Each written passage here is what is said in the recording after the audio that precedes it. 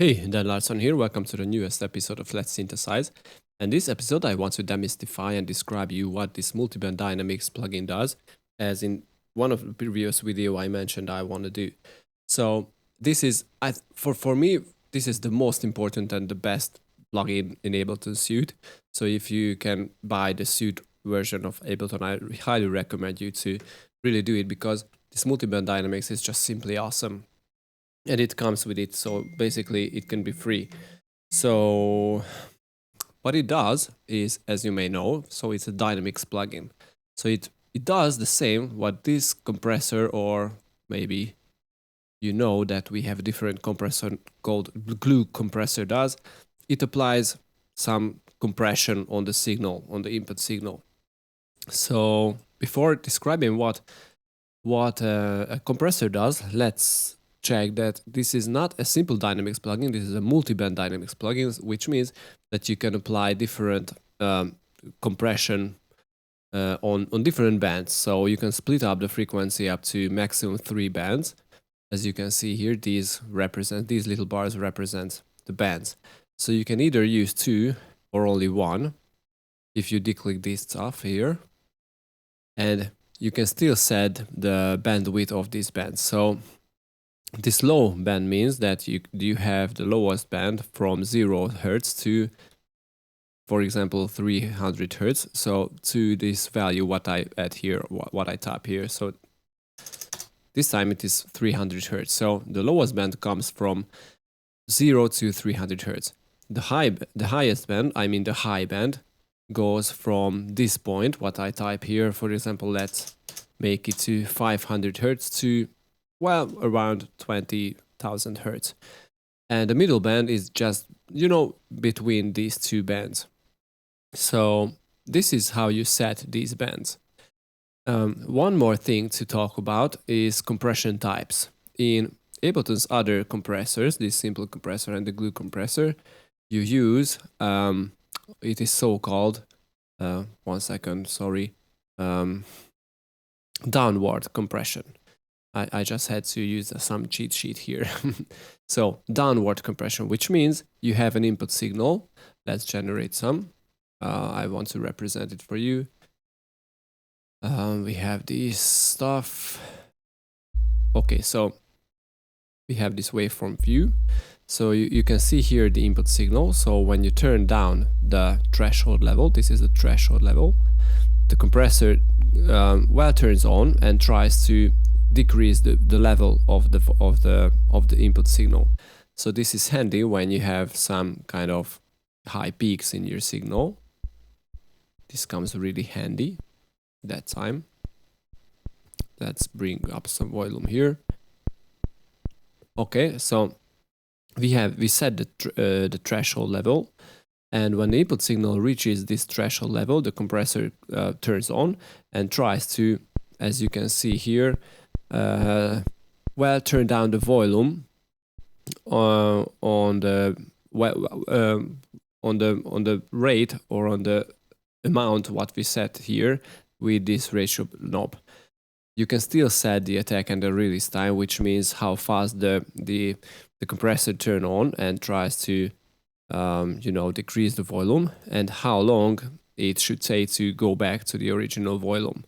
This release knob does. So, well, compressors are not very complicated. This is downward compression. So one more time, when the input signal reaches the threshold level, the compressor subtracts or tries to pull back the volume of the signal. This is downward compression.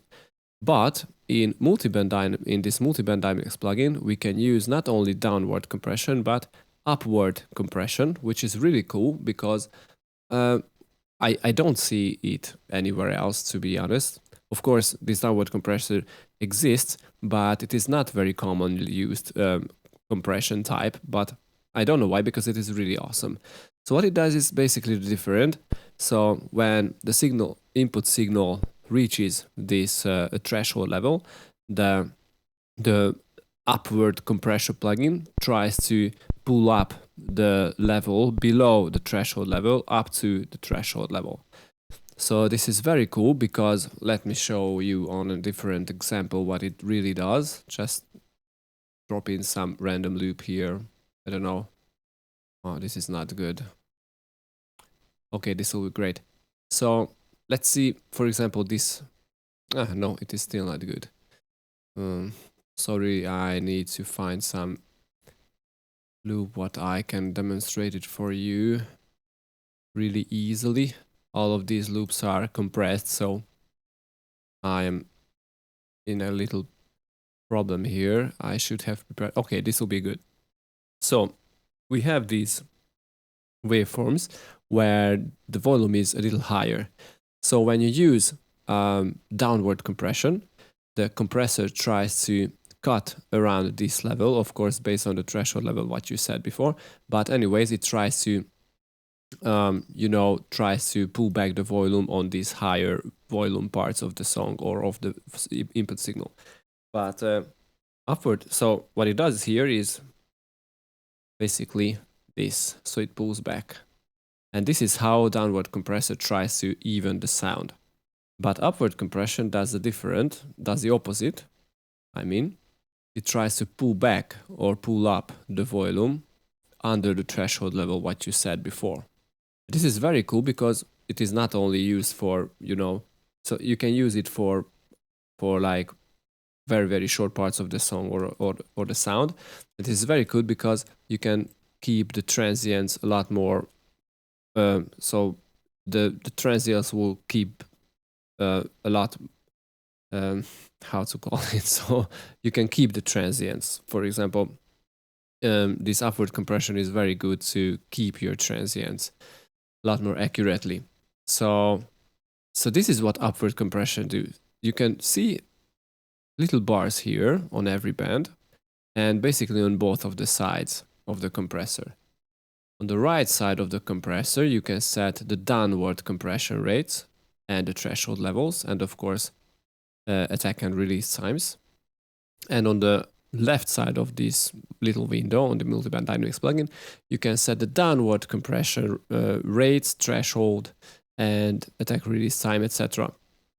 So you can use basically two types of compression at the same time with this awesome Multiband Dynamics plugin. So it is very easy to set because the length or the height, it is really on the view of the what is, anyway. So the length or the height of this bar represents the threshold. So you can click on the below, yes, BS below, compression type. You can see that with setting the length of this bar, set the threshold level. This yellow number represents the threshold level, amount or number. And if you click and drag in the bar, you can set the rate of the compression type on every band. So this is very cool. You can set the ratio up to wild 1 to infinity on every band, or just set it back to your desire, and the length of the bar represents the threshold level. On the below, or as so-called the downward compression side of the Multiband Dynamics plugin, and you can set the same on the upward compression type or upward compression part of the compressor. You can set the threshold level and the ratio clicking in the bar. It is this easy. So when you click on these knobs, you can set the times for each band. You can set the threshold and the ratio, what is value, on the below compression, and here on the upward compression or above compression. So this is very, very cool. And of course, these compressors always, change a little the amplitude of the band here. So you can set the output levels by, just like, how is it called in other compressor? The makeup, yes. So you can make up the sound by turning these knobs on each band. So when you click on these little knobs here, you can mute the compressor or anything on this band what you did before. So you can basically, reference the reference your work on the compressor. It is really handy if you want to, A/B your sound before compression and after compression. Compression, yes, on every band. Or you can solo these bands. Very, very awesome plugin. Very awesome feature. And of course, you can set the input levels on every band. You can have, you can tweak the output, the main output level of the compressor by turning this knob here. This time is a tricky one because it is like, well, you can imagine it as a macro knob for every attack and release time. So imagine if this was a macro knob, you can right click on it and map these amounts to the time knob. And when you turn the time, it doesn't show anything here, but basically it turns all of these values at the same time, which means that you can form your sound very, very easily based on the attack and release times on each band and on each compression time. So if you use upward and downward compression at the same time, this time knob will change every value of it.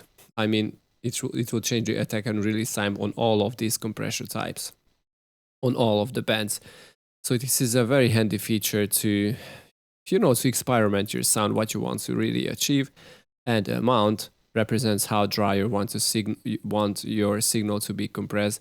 So you can basically mix your compressed signal to your original signal.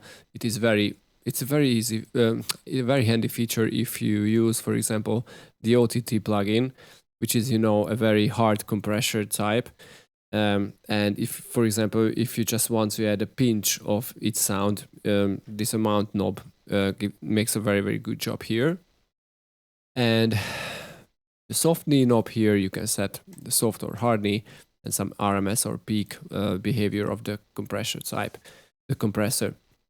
So basically, this is what Multiband Dynamics plugin does. I hope you understood it, and I hope I was clear. But basically, what you really should know is that you have the downward compressor side of the Multiband Dynamics here, and this is the upward, and right side is the downward compressor type. Yes. So once you understood that this is the threshold level and this is the ratio, basically you can set everything. And OTT, as everybody is after in bass heavy music style or anything else, if you now understood what this Multiband Dynamics plugin does, you can clearly see why the OTT plugin does what it does. It is a very, very hard compressor type because it compresses the sound on every level, on upward and downward compression, and you can see in a very, very hard way. So let's see the upward compression below means upward compression is very aggressive compressor type here, almost goes up to, well, very high level. The ratio and the threshold level is very high too. And the downward compression or regular compressor is even more aggressive, so even more aggressive, because its top ratio level is set to infinity. On the middle band is almost set to infinity again, as you can see here, and the below is almost at infinity too. So this is why it gives some very, very hard compression, and it brings out some nasty frequencies. You would say it was not there before, but it was there, but this compression gives and brings it back. So OTT is OTT. It's really essential if you want to make nasty basses or anything else. Well, nowadays every kid uses that, and it is really essential. Very, very hard compression. So one more thing you can use this OTT, not OTT, the Multiband Dynamics plugin, is to separate bands. It's a really nice idea if you want to make your multiband rack.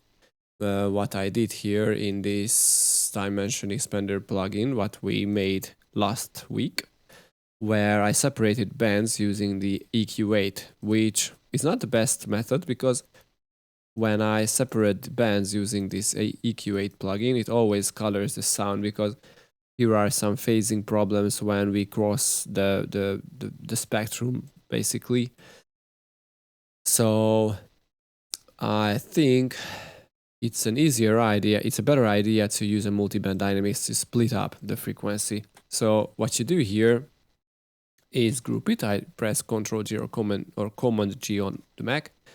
And let's see, let's initialize this preset multiband dynamics plugin. So I am duplicating it using Ctrl D or Command D on Mac. Let's call it to top band. Let's call it to middle band. Let's call it to low band.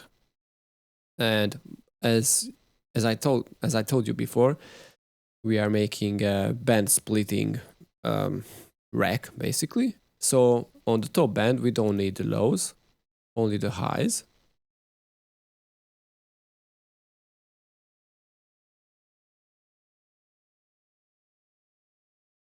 All right, I don't know what's the problem here. On the middle, we don't need anything else but the middle one. And on the low, we don't need anything else but the low. Oh, sorry. I need to add some signal to test out this stuff here.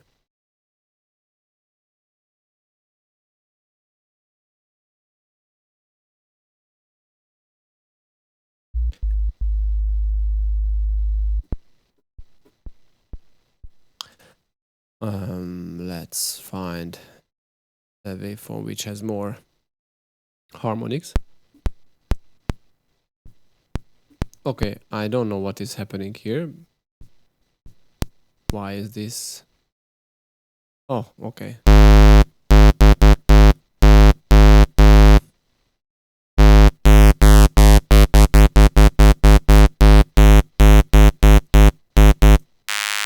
Okay, sorry. So we can use the solo knob here.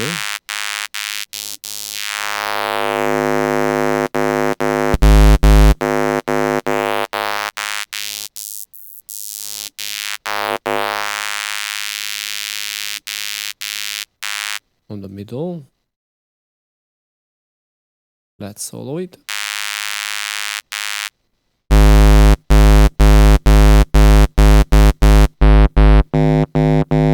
Oh, yeah, sorry, this is the problem. So let's get started again, okay? Sorry for the inconvenience. I should have tested this before. Anyway, so let's drop a multiband dynamics plugin again. Let's duplicate them twice. Top, middle, low. So what you really need to do is only soloing the bands. So on the low band, we need to solo the low. On the middle band, we need to solo the middle, and on the top bands, we need to solo the top band.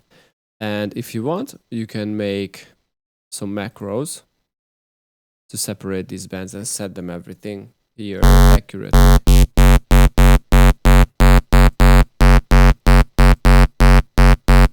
So set the low end to about, I don't know, 300 Hertz. And the top band from about, I don't know, 5,000 Hertz.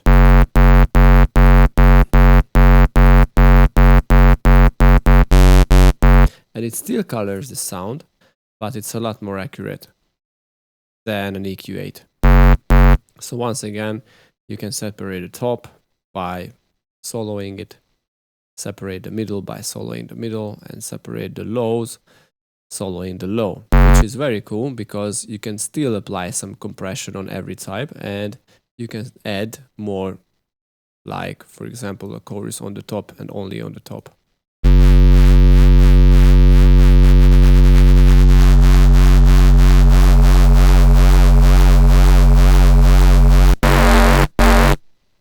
And you already have some kind of nasty drum and bass sound.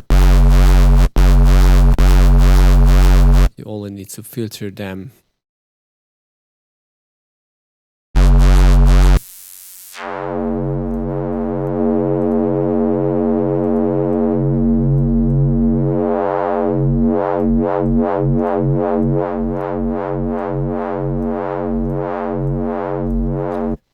add some extra compression.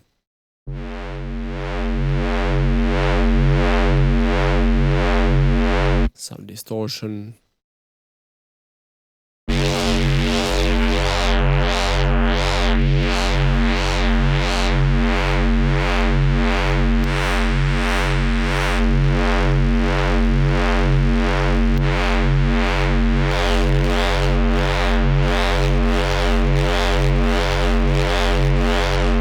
Some filtering again, like always.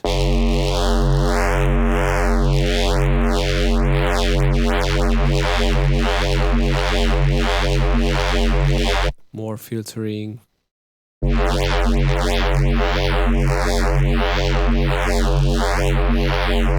We can have some flanger as well.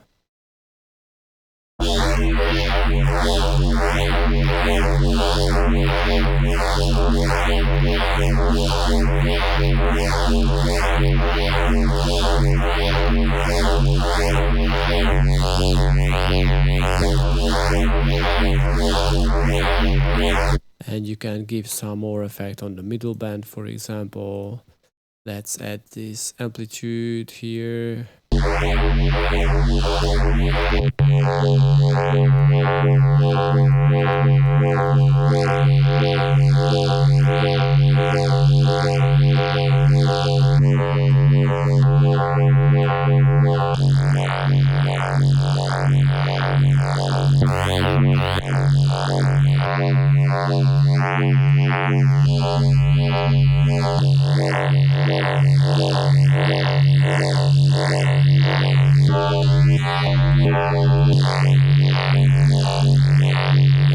Now this is what I like. And another chorus. Let's test the chorus before the crunch.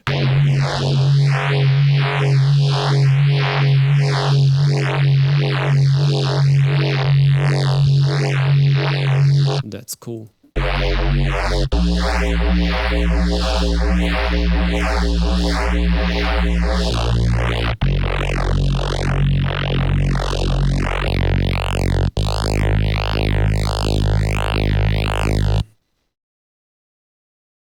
Okay, let's group this again. Let's just, to compare the sound before and after.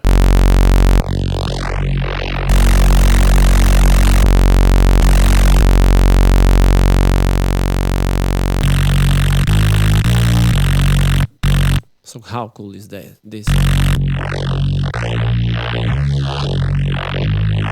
Anyway, so I hope you enjoyed this little tutorial and that I gave you a little insight of this awesome Ableton stock Multiband Dynamics plugin. So if you enjoyed this, please subscribe, drop a like and a comment, and see you next week, guys. Bye bye.